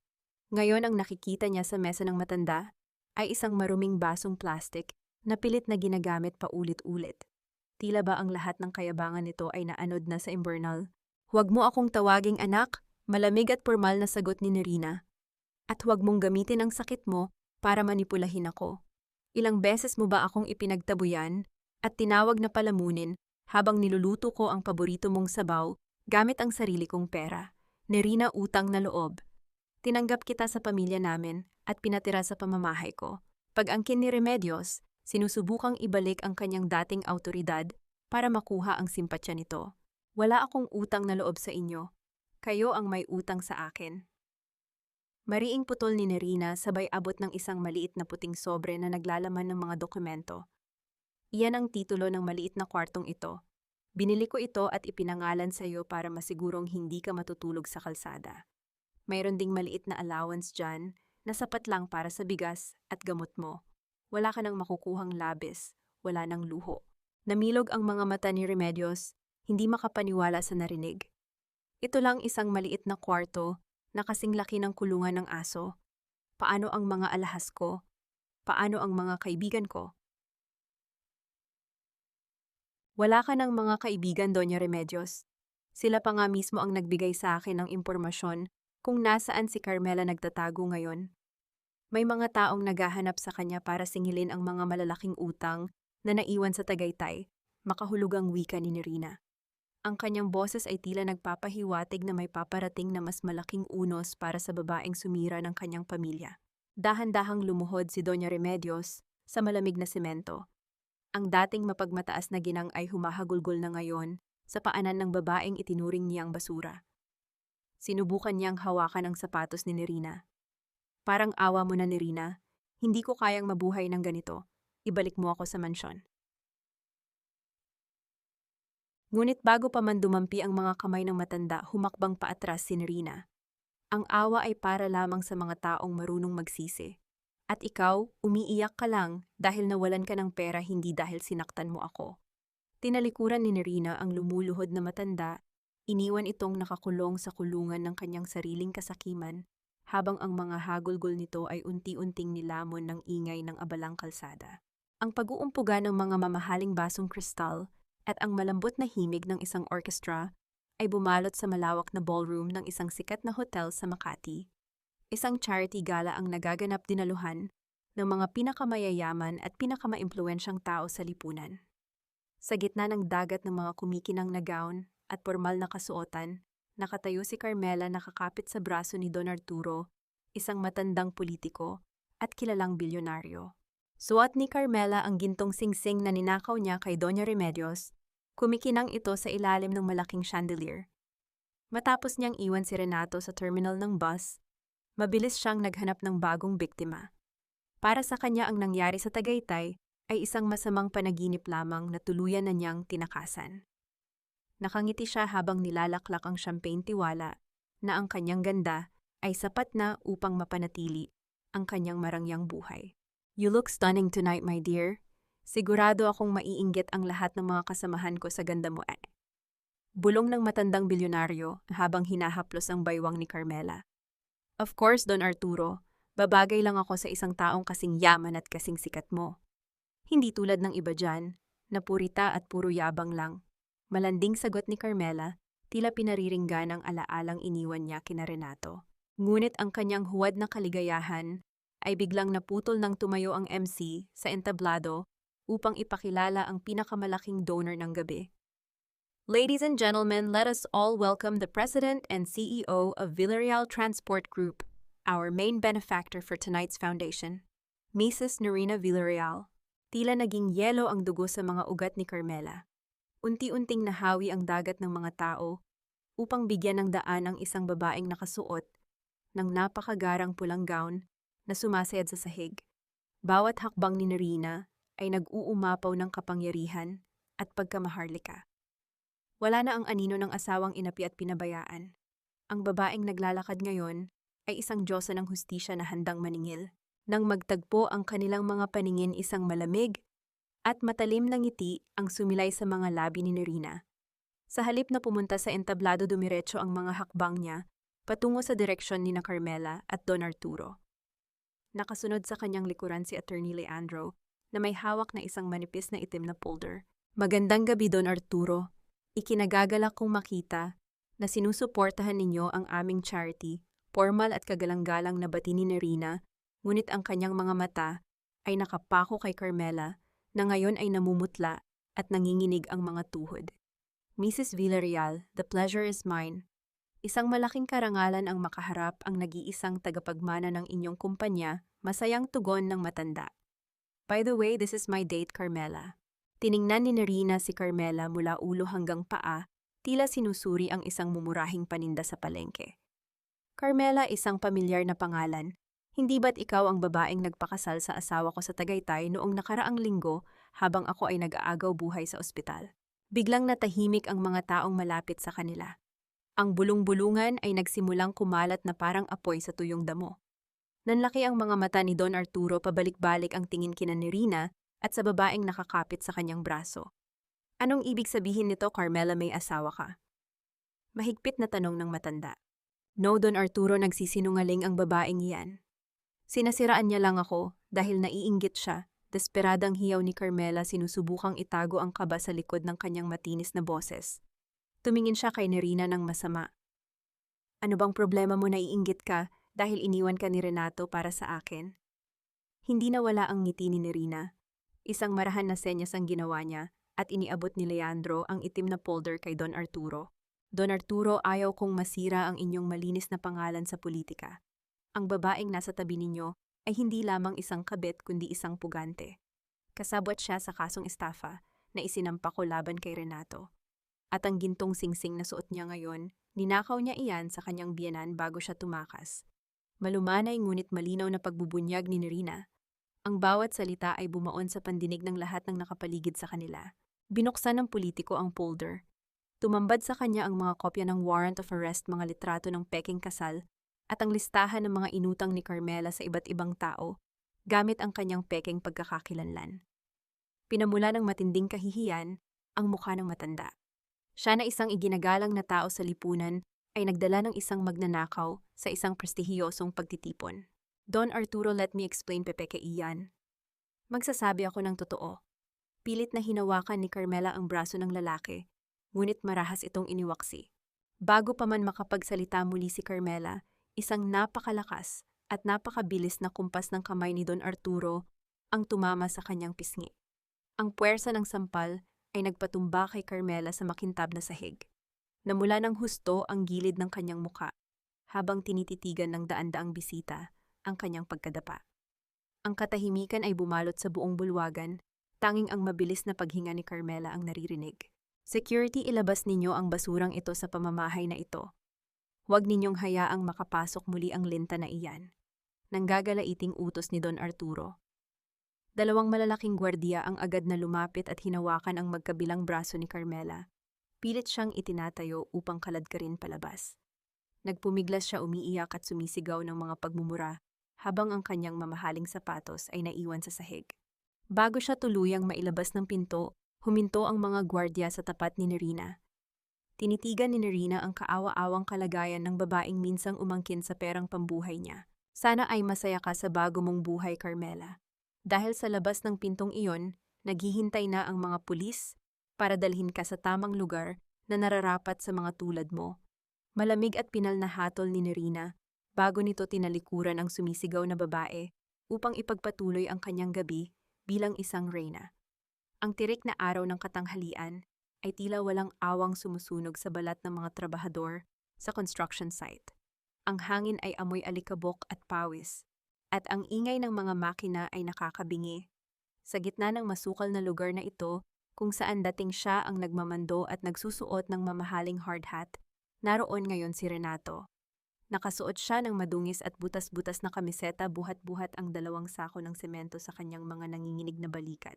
Matapos siyang pansamantalang makalaya, dahil sa piyansang ibinayad ng kanyang huling natitirang kaibigan, na naawa sa kanya napilitan si Renato na maghanap ng trabaho.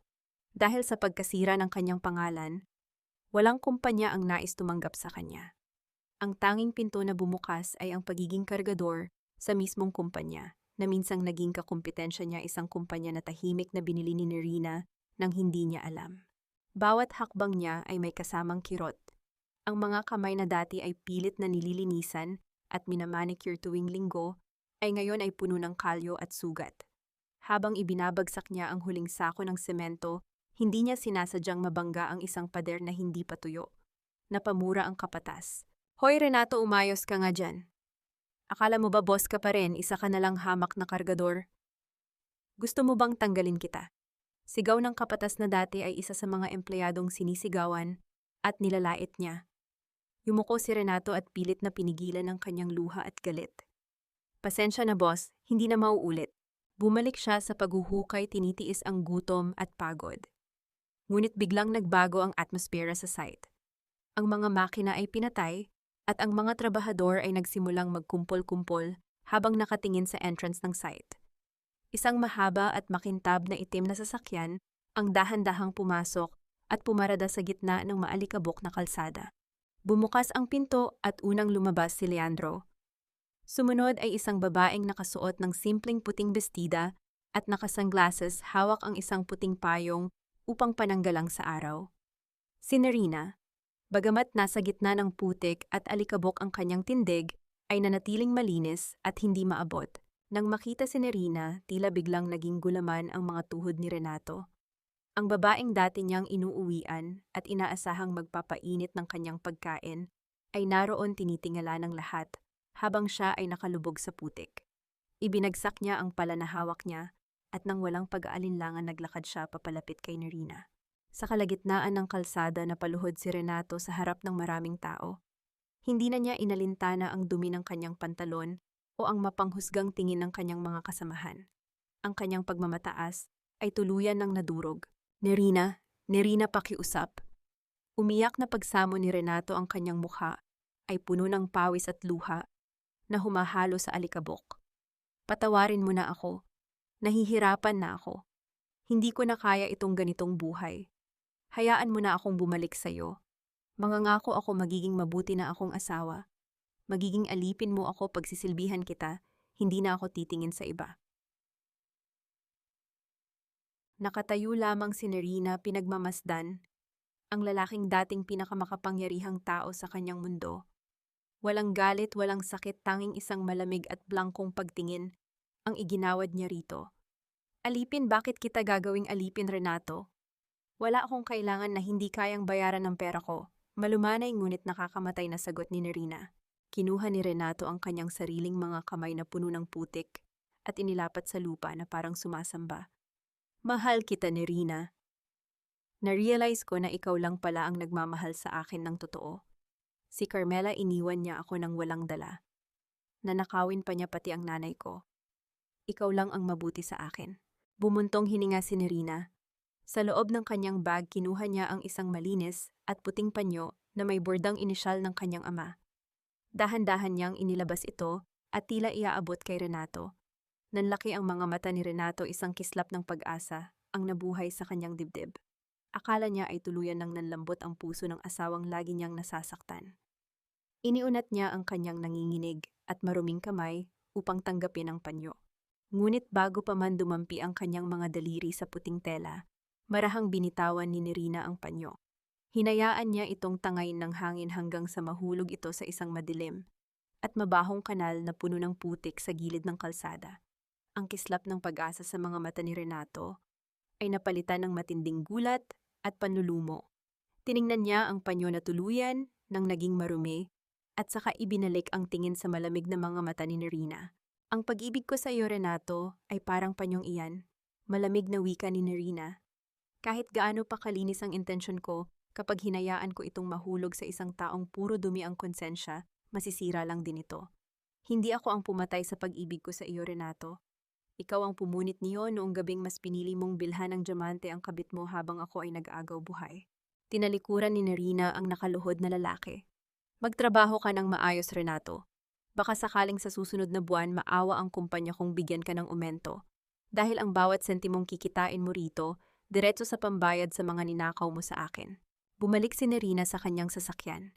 Nang umandar ang makina at dahan-dahang lumayo ang itim na sasakyan, naiwan si Renato na nakaluhod sa gitna ng mainit na kalsada. Humahagulgol siya na parang isang bata ngunit walang sino mang lumapit upang tulungan siya. Ang lahat ay nakatingin lamang saksi sa huling pagbagsak ng isang lalaking ginawang laro, ang tunay na pag-ibig. Ang malamig at banayad na simoy ng hangin ay nagdala ng amoy ng sariwang pino at kape sa loob ng isang pribadong hardin sa Tagaytay. Hindi ito ang parehong lugar kung saan naganap ang huwad na kasal ni Renato at Carmela.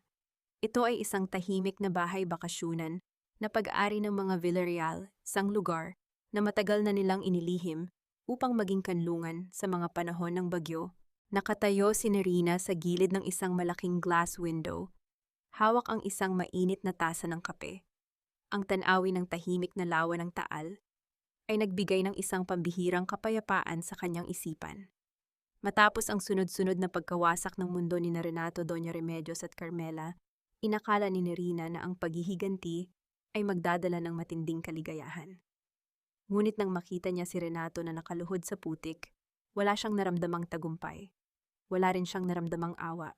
Ang tanging naroon ay isang malaking kawalan, isang patunay na ang 10 taon ng kanyang buhay ay hindi na maibabalik pa. Binuksan ni Leandro ang sliding door at tahimik na tumabi sa kanya.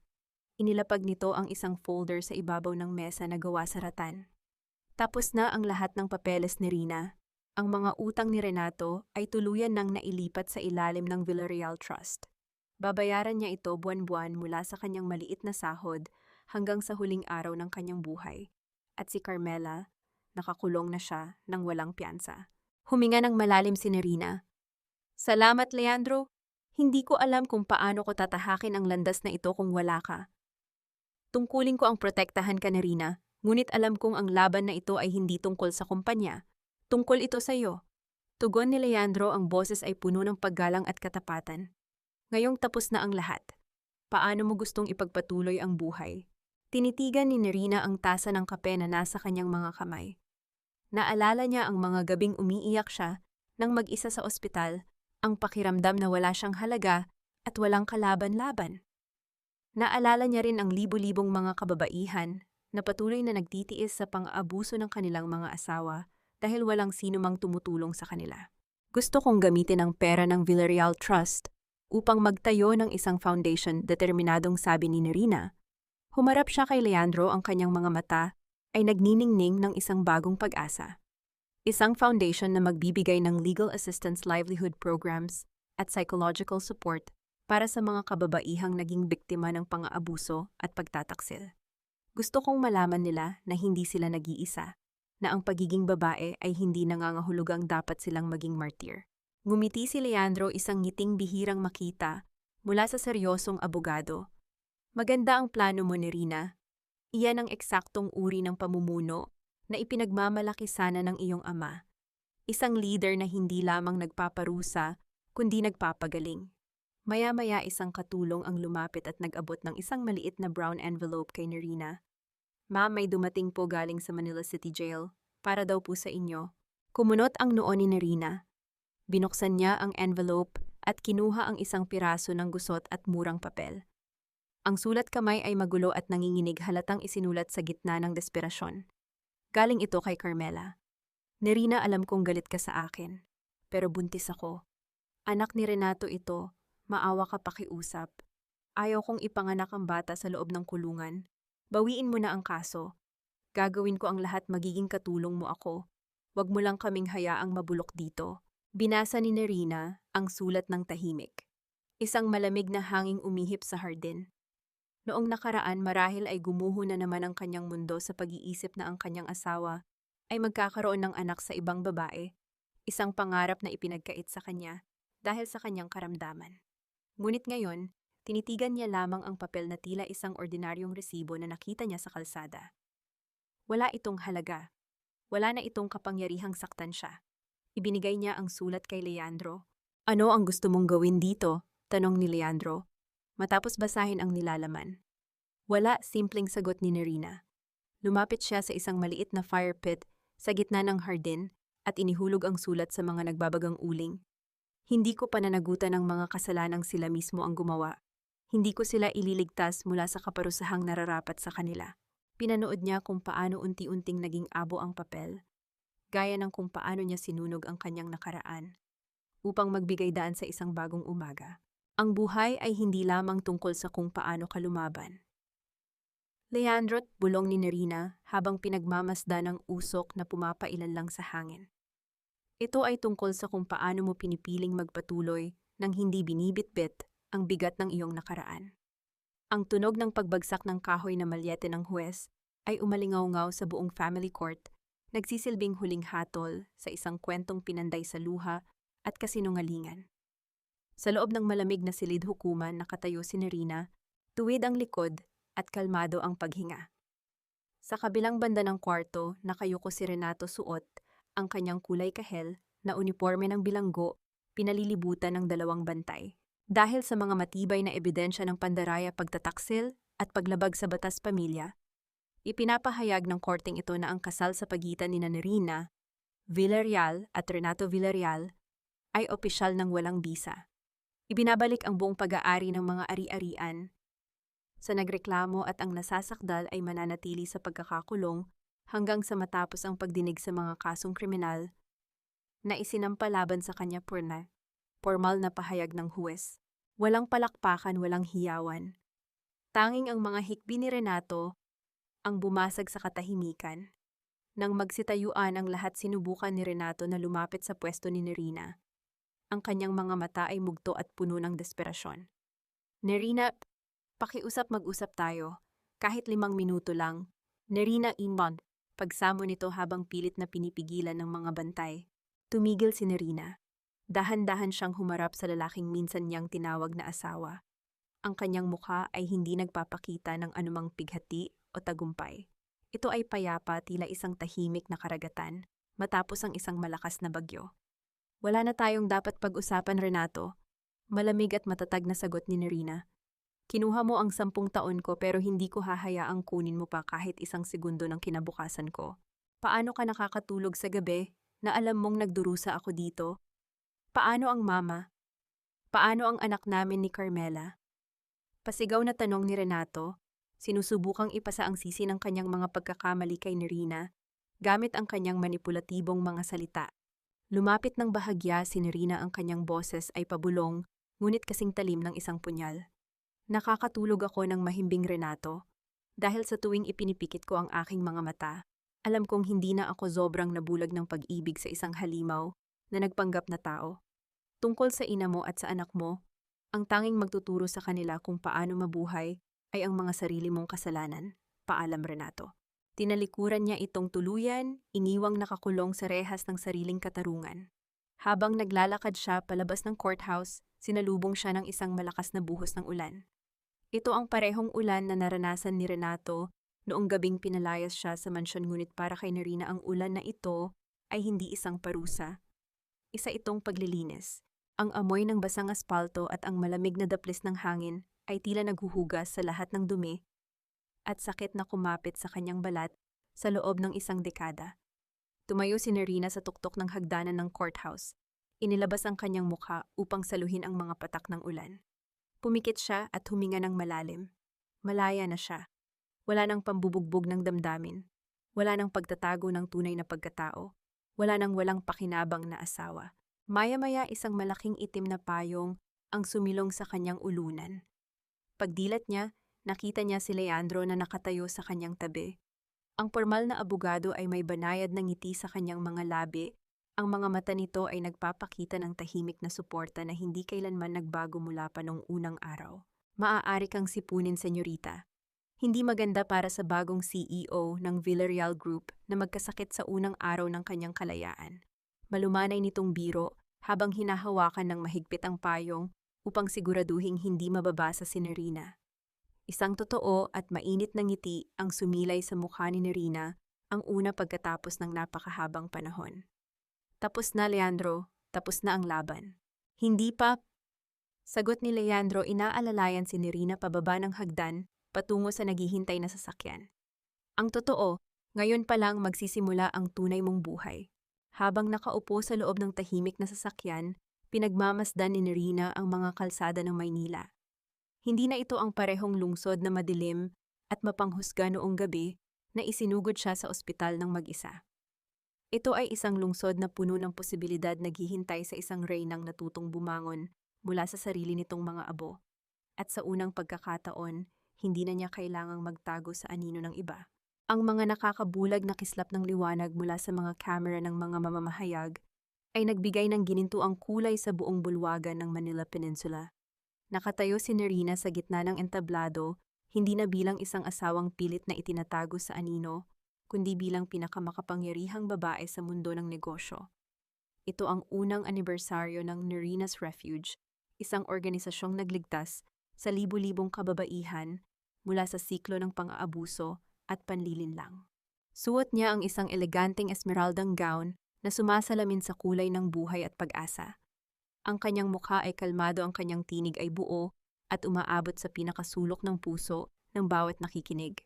Sa loob ng mahabang panahon, tinuruan tayong mga kababaihan na ang pagiging martir ay katumbas ng pag-ibig, na ang pagpapakumbaba ay nangangahulugang pagyuko hanggang sa tuluyan na tayong matapakan. Wika ni Nerina, ang kanyang paningin ay naglakbay sa mga mukha ng mga babaeng tinulungan ng kanyang pundasyon. Ngunit nalaman ko sa pinakamasakit na paraan na ang tunay na pag-ibig ay hindi kailanman magnanakaw ng iyong dangal. Ang inyong halaga ay hindi nakadepende sa lalaking pinili ninyong mahalin, kundi sa lakas na pinili ninyong yakapin sa oras na kayo ay wasak na wasak. Nagsitayuan ang mga tao, nag-aalay ng isang masigabong pagkilala na walang anumang ingay ng pag-aalinlangan. Sa isang sulok nakatayo si Leandro, tahimik, na pinagmamasdan ng babaeng matagal na niyang pinoprotektahan. Isang mainit na pagmamalaki ang namuo sa kanyang dibdib. Matapos ang formal na programa, lumapit si Leandro kay Nerina na ngayon ay nagpapahinga sa balkonahe ng hotel. Inabot nito ang isang baso ng sparkling water. Isang matagumpay na gabi, senyorita. Sigurado akong nakangiti ang iyong ama mula sa itaas, malumanay na bati ni Leandro. Ngumiti si Nerina, tinatanggap ang baso. Hindi ko ito magagawa kung wala ang tulong mo, Leandro. Tungkol nga pala sa nakaraan. Nagsimulang magsalita si Leandro, maingat na pinipili ang mga salita. Dumating ang huling ulat mula sa ating legal team. Hinatulan na si Carmela ng 10 taong pagkakakulong. Ipinanganak niya ang bata sa loob ng selda, ngunit agad itong kinuha ng DSWD dahil wala siyang kakayahang palakihin ito sa maayos na kapaligiran. Pinakinggan ito ni Nerina nang walang kahit anong bakas ng tuwa o puot. At si Renato, mananatili siya sa maximum security. Ang matinding depresyon ay nagdulot ng sakit sa kanya. Walang bumibisita kahit na ang kanyang ina. Si Doña Remedios, nakita siya ng ilan nating tauhan na naglalakad sa palengke ng probinsya, nang hihingi ng tirang gulay sa mga tindera, patuloy ni Leandro. Isang malamig na simoy ng hangin ang dumampi sa balat ni Nerina. Ang gulong ng kapalaran ay tuluyan ng umikot. Ang mga taong nagtapon sa kanya sa kumunoy ay siya na ngayong nalulunod sa sarili nilang putik. Hindi siya nakaramdam ng panghihinayang. Ibinigay na niya sa kanila ang huling patak ng kanyang konsiderasyon nang hindi niya sila pinatay, kundi hinayaan ang sarili nilang kasakiman ang sumira sa kanila. Kinaumagahan, bago pa man sumikat ng buo ang araw, nagtungo si Nerina sa isang tahimik na sementeryo kung saan nakahimlay ang kanyang ama. Walang mga bantay, walang mga kasamahan. Siya lamang at ang malamig na marmol na nagsisilbing himlayan ni Don Vicente. Inilapag niya ang isang bungkos ng mga puting rosa sa ibabaw ng lapida. Dahan-dahan niyang hinaplos ang nakaukit na pangalan. Papa, natutunan ko na ang aral na gusto mong ituro sa akin. Bulong ni Nerina, ang boses ay puno ng kapayapaan. Naging mapagkumbaba ako. Ibinigay ko ang lahat. Ngunit natutunan ko rin na ang kapakumbabaan na walang limitasyon ay kamangmangan. Pinili kong bumangon hindi para maghigante, kundi para bawiin ang buhay na ibinigay mo sa akin. Malaya na ako, Papa. Malaya na ang anak mo. Nang tumayo siya upang lisanin ang puntod, nakita niya si Leandro na naghihintay sa di kalayuan. Nakatayo ito sa gilid ng sasakyan, hindi nang hihimasok sa kanyang pribadong sandali, ngunit laging naroon upang siguraduhing hindi siya mag-iisa. Naglakad si Nerina palapit sa kanya. Nang magtama ang kanilang mga paningin, hindi na isang abogado at kliyente ang kanilang tinginan kundi 2 taong nakatagpo ng katahimikan sa piling ng isa't isa. Binuksan ni Leandro ang pinto ng sasakyan, ngunit bago pa man pumasok si Nerina, marahang inabot ng lalaki ang kanyang kamay.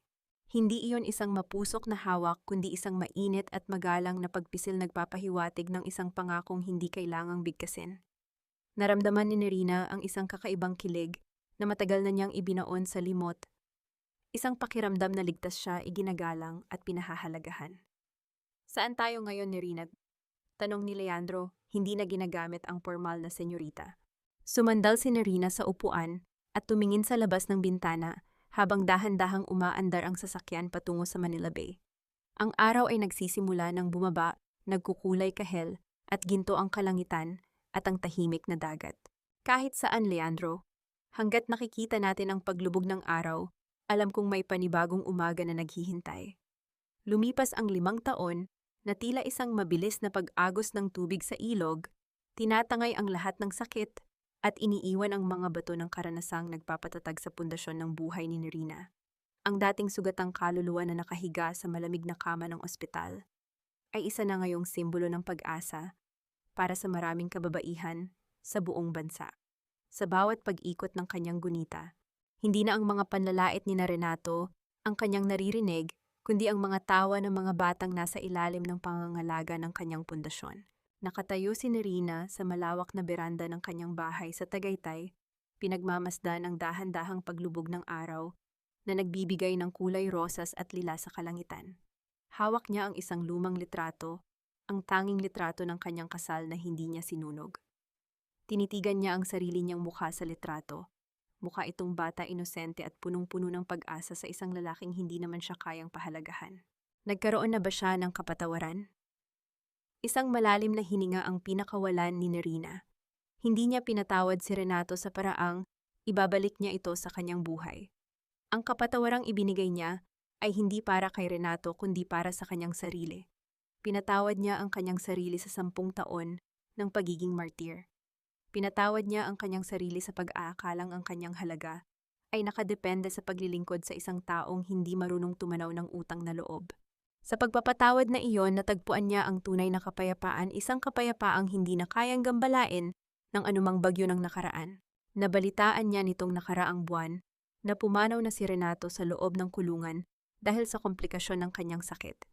Isang tahimik na panalangin lamang ang ibinigay ni Nerina para sa kaluluwa nito. Wala nang galit, wala nang pait. Ang lahat ng emosyon ay tila naging abo na lamang na tinangay ng hangin.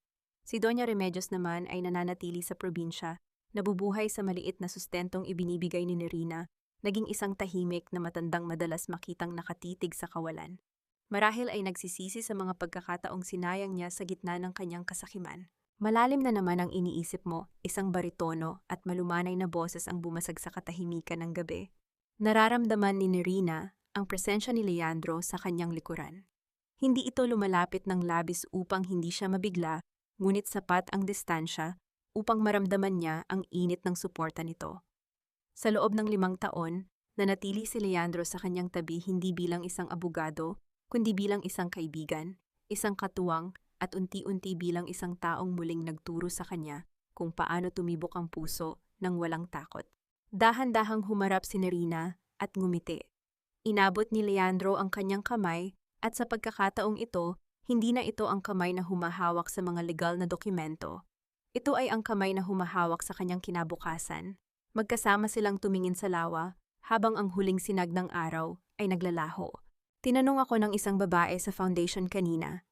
Simula ni Nerina, ang boses ay puno ng kagaanan. Sabi niya, "Ma'am Nerina, paano mo nalamang handa ka na ulit magmahal?" Sabi ko sa kanya, "Nalaman ko iyon nang matutunan ko munang mahalin ang sarili ko, nang higit sa sinumang tao. Dahil kapag puno ang pag-ibig sa loob mo, hindi ka na kailangang magmakaawa sa iba para lamang mapunan ang pagkukulang nila." Tumango si Leandro, hinawakan ng mas mahigpit ang kamay ni Nerina isang haplos na puno ng respeto at pag-unawa. Ang tunay na yaman ay hindi ang imperyong itinayo mo ni Rina, kundi ang katotohanang nakatayo ka pa rin ngayon, mas matapang, mas matalino, at higit sa lahat mas masaya.